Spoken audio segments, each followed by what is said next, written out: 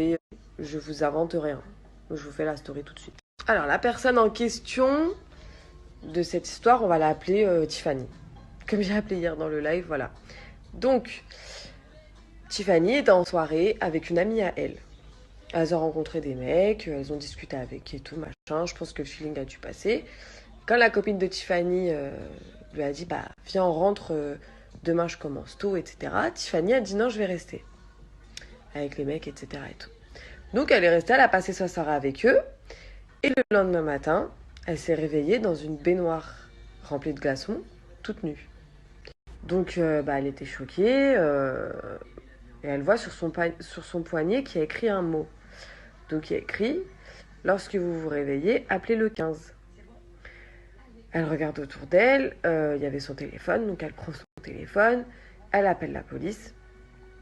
La police, elle leur dit, ouais, bah écoutez, voilà, je viens de me réveiller, je sais pas où je suis dans une baignoire remplie de glaçons, je suis nue, je sais pas ce qui s'est passé, je me rappelle de rien.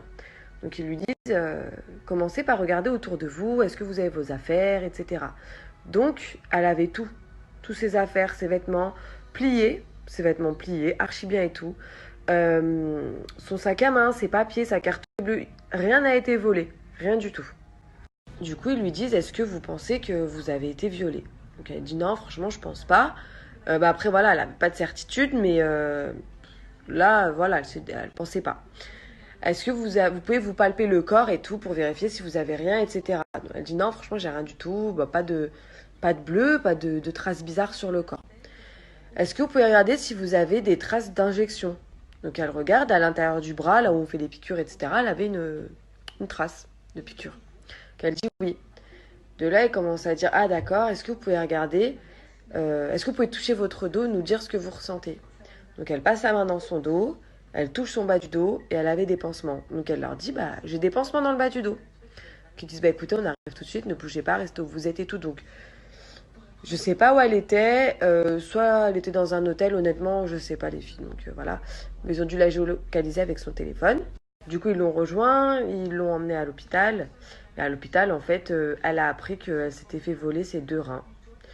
Donc, ils ont dû l'opérer en urgence parce qu'il y a un risque d'infection, voire d'hémorragie quand c'est mal fait, mal recousu, etc. Et en fait, ça a été très bien fait. Les sutures ont été faites par un chirurgien français parce qu'apparemment, d'après ce que ma belle-sœur m'expliquait, chaque pays a sa façon de suturer. Et là, c'était des points français en fait. Donc ça a été fait par un chirurgien français. Ça a été très bien refermé. Très bien. En gros, c'est un taf d'un chirurgien. C'est pas un mec qui s'est dit vas-y, je lui pète à ses reins et l'histoire elle est réglée. Non, non, ça a été fait par un chirurgien. Donc voilà, la fille, la pauvre, est sous dialyse 4 fois par semaine. Ils lui ont gâché sa vie. Tout ça parce que voilà, elle était naïve, la pauvre, elle a eu un bon feeling avec des garçons en soirée et elle a plus de reins. Donc voilà les filles. Moi franchement quand ma belle-sœur m'a raconté, j'étais choquée. Sachez que ça s'est passé à Paris et que apparemment, d'après ce que la police a dit à la fille en question, euh, ça arrive une fois par semaine à Paris. Franchement c'est méga chaud. Faites attention avec qui vous sortez, avec qui vous squattez en soirée et surtout ne lâchez pas votre verre. Parce que je pense qu'elle a dû être droguée pour ne plus se rappeler de rien. Voilà quoi. Donc voilà, ce matin j'en parle